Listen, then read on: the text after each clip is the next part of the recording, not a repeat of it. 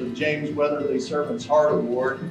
This is really to honor an individual that kind of lives their life by the values that James did. You all knew James. So a lot of you knew James.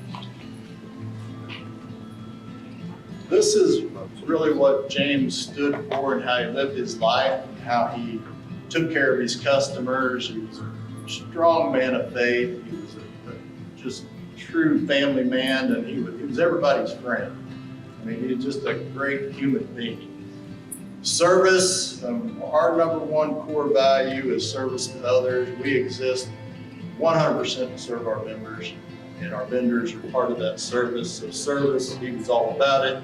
Trust, knowledge, integrity. He was just a good human being, right? And we say this bleeds Durvet yellow. There was nobody more passionate about the model, our business model, our members, and the brand out in the marketplace than James Weatherly. So those are the values that we look for when we give this award out. And James had a lot of sayings, and he had a lot of quotes. This was one of his favorite quotes. You can have everything you want in life if you just help enough other people to get what they want. And James truly lived his life that way. So to continue his legacy and honor those values, we started this award. We just want to continue the tradition here. Take you back in history, Paul G. Hunt. He's not at this show this year, but Paul was our first award winner of this Servant's Heart Award. Lifetime Achievement, we started last year. We honored Mr. Kenny Lipsmeyer and K&K. And then last year, where's Mr. Chad Waterman? Why don't you make your way to the stage, sir?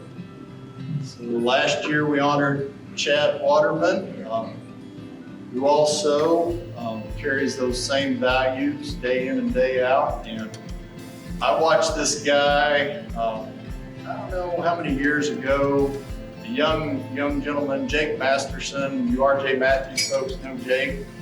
It was Jake's first year at a sales pro, and I watched this guy, and John Moose was there. I watched this guy tell Jake what Durvet meant to him. John and I didn't have to say a word. We just stood back and smiled because this guy did it all. So when you think about bleeding Durvet yellow, man, you do it better than anybody. So I'm going to give you the mic here to say a few words.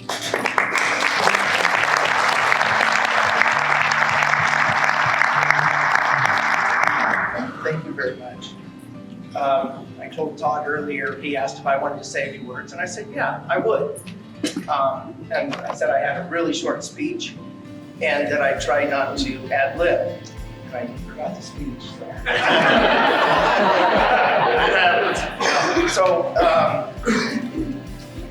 I'm going to start with this. I'm going to tell a real quick story and then end. But we were in this task force meeting this morning, and Chad Anglin asked of some of the Durvet folks to tell him or tell everybody in the room, people who are or were impactful in your life.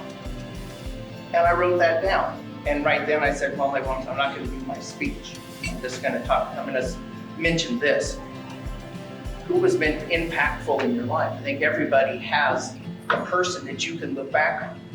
And I'll say, last year when I got up here, I got this award, and this means the world to me. This is my lifetime achievement award, is to get this, to know that there are people out there who thought enough of me to nominate me, and that I made some form of difference in their life.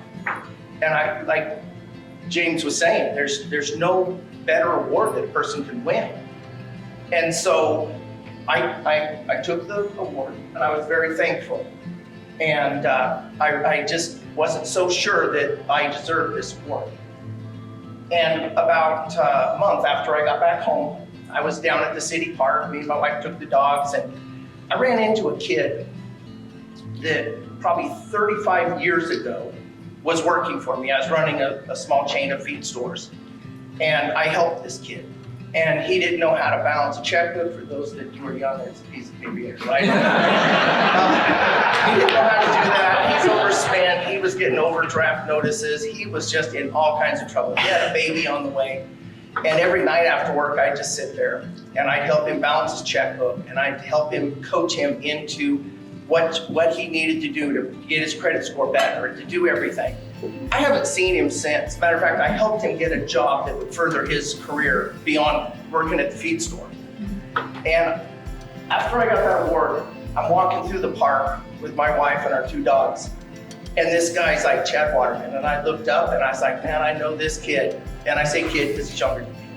And his name's Doug Kuykendorf. And he had his 3 kids with him, and they're almost adults. And his wife came up and gave me a hug. Absolute stranger, didn't know her from anything. Doug gave me a big hug, and all 3 of his kids are shaking my hands. And I was like, I'm not getting this. Where's this going? And he goes, this is the man that changed my life. And his wife told me when she hugged me, he talks about you every day, about the man who changed his life. And I'm a little emotional right here. I didn't do anything different. I just saw somebody that needed a little help, and you just helped them. And that was James Weatherly. James Weatherly just helped people. I saw James once a year. He never really helped VSI. He might have came to 1 or 2 of our trade shows, but he didn't have anything to do with VSI necessarily.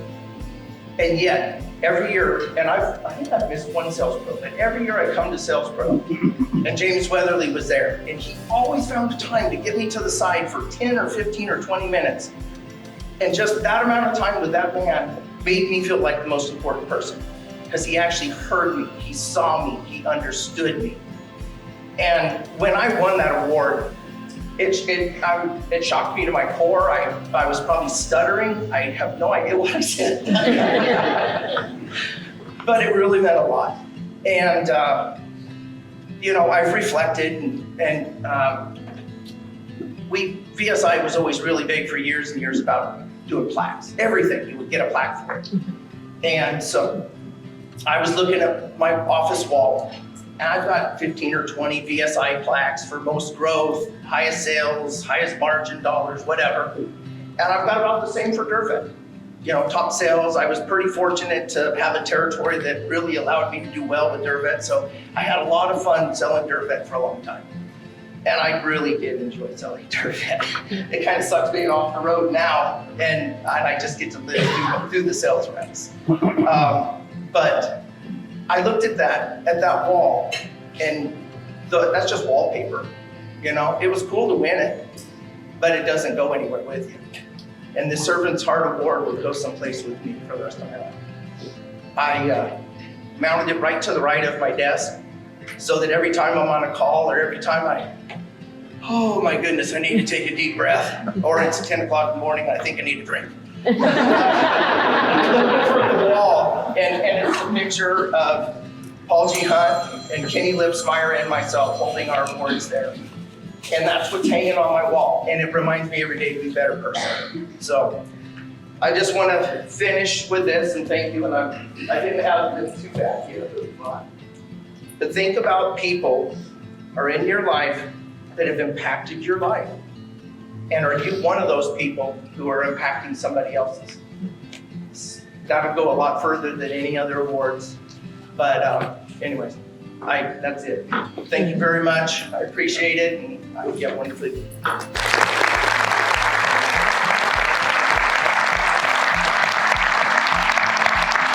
David's going to do the honors of this year's Servant Heart Award, and then right after that we'll do the Lifetime Achievements. So Brian Johnson, you're going to do the honors on that. You want to go ahead and come up to the stage. So tonight I have the privilege of recognizing someone who represents the very best of what the James Weatherly Servants Award embodies. While outstanding results are certainly worth celebrating, the true measure of a person goes far beyond just numbers. They are reflected in the values they live by and the impact that they have on those around them. This person is a true friend, trusted partner, and extremely knowledgeable in the animal health field, as she lives and breathes the lifestyle at home with her family, raising cattle, goats, chickens, and a horse. She is an integral part of managing one of the most challenging high-pressure accounts in the industry, doing it with humility and calm assurance. And working closely with her, I can say that she truly bleeds DerVet yellow and is a strong advocate for both the DerVet label and our vendor brands at the highest levels. She sets the standard for what it means to be a true DerVet partner. Here are a few quotes from a former manager of hers. Understanding the products and our key customers, she is a resource for her colleagues with her knowledge of products in the industry and always leads with Durvet. She is one of our strongest proponents of Durvet brand and her Durvet business within ag retail. She works with the category management and purchasing team levels, substituting other competitive manufacturing products with Durvet items, inviting collaboration in customer meetings, partnering daily with David on product positioning and strategy, and pushing for MOQs to present Durvet products favorably. She exhibits all of the outstanding traits and values that James Weatherly was known for. A dedicated and trustworthy teammate, sales professional, mother and wife, and friend. Please join me in congratulating Kellie Conley.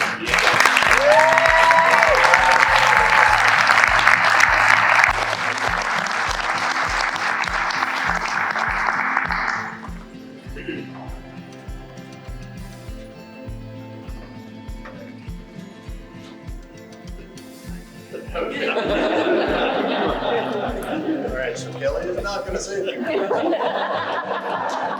that very clear. Fine. Brian Johnson, so we're going to move to our Lifetime Achievement Award. Well, it's an honor to be up here and give this award. This person has been a friend. Enjoy talking to him every week, just about every day sometimes. But we got to have a few stories too about this guy. Been in the industry for a long time. Some could even say he started maybe before cell phones were around, or there was a big box phone, if you remember. They were a little expensive, but when he first got his job, one of the first jobs with the Durvet member, his boss asked him, what do you need to be successful in this territory? And his response was, leave me alone and get out of my way. So that worked really good for a couple of years.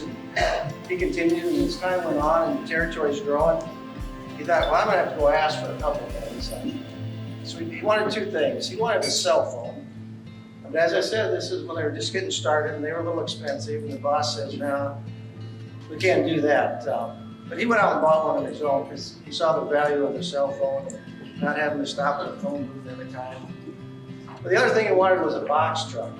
Thought, okay, I can start making deliveries and calls all at the same time. The boss says, okay, I can do that. But it turned out that it was an advantage that he bought a cell phone because he ended up becoming the tow truck driver's best friend because he had to call about every week because the truck was breaking down. You should be happy to know that this gentleman has progressed and is now driving what we like to refer to as the potato chip truck. So he has moved up.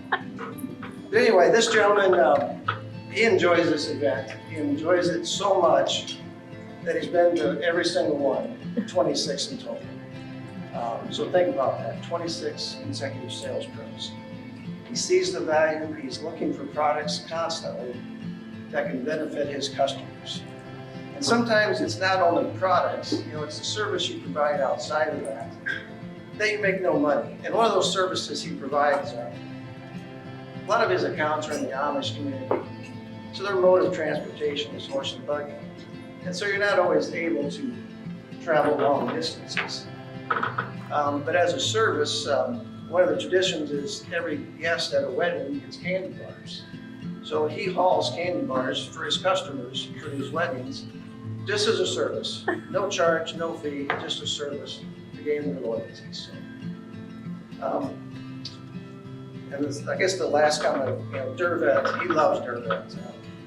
When his original company was sold, his first question he asked was, is the new company going to carry Durvet? Because he just couldn't see being in a territory and not having Durvet available to sell. So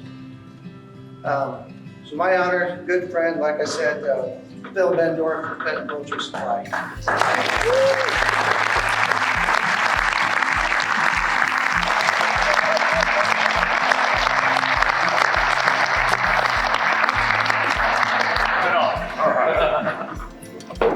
I've talked with our guys in our warehouse, and a lot of them didn't come from agriculture. They kind of got roped into it. And the one thing that I recommend to all of our workers is to get to know your accounts. Get to know their stories, where they came from. I've had a chance to, as I work with a lot of the Amish. It's fascinating. I've also had a chance to work with some of the big dairies, and you get to work with some of the, well, they came into the country as illegals, but they have settled in. And I've asked them, what is your stories? And one young man, well, I guess he'd be 30, he's mid-30s now, married, got 2-3 kids. But he said he left home at the age of 15 and walked north. He walked through 4 countries to get to the US. And then he has established himself. But he said his mom was 13 years old when she married. And his dad was 16. And then his dad got killed in a war down in El Salvador, I believe, and I'd say 2 years later. So his mom was a widow at age 15. And he said when his kids talk about hardships in life, he said they're out of potato chips, the internet doesn't work, or the air conditioning is cool. And he said they don't know what a hardship is. But it's so interesting to get to know people. And the other thing is, as far as it's such a privilege to work in agriculture, to get to work with some of the best people in life, as far as the farmers or the store owners. And you get a chance to see behind the curtain how some things are done that you never would have got a chance to see if you didn't get to know your people. And here about a year ago, well, maybe a little less than that, Chad came out and rode for most of the week, and I took him down into, I've got a couple different groups of Amish. One group is very progressive, the other group is not progressive. And I took him down to a metal fabricating store, or a shop that I have. And they do beautiful work, but it's powered by 2 drag forces that go around and around in a circle, which run a shaft, which then runs a gear, which runs another gear, which runs the full length of the building. And then they've got these flywheel machines that do all of the cutting. And it's what they can get done because they want to. But we never would have got a chance to see that type of stuff if you didn't get the chance to know your accounts, get to know what their life is, and to become a part of it. And the thing that I've always tried to do is you are one of 2 things when you hold on to an account. You're either going to be an asset or a liability. And my goal has always been to try to be an asset to these guys, become a part of it, so I can help them make decisions, to help them grow. If I do that, then I will grow just by accident. So, but I do appreciate it, and I appreciate the chance to come here every year to learn, to see my sale pro friends, and continue to advance in the future. So anyway, thank you.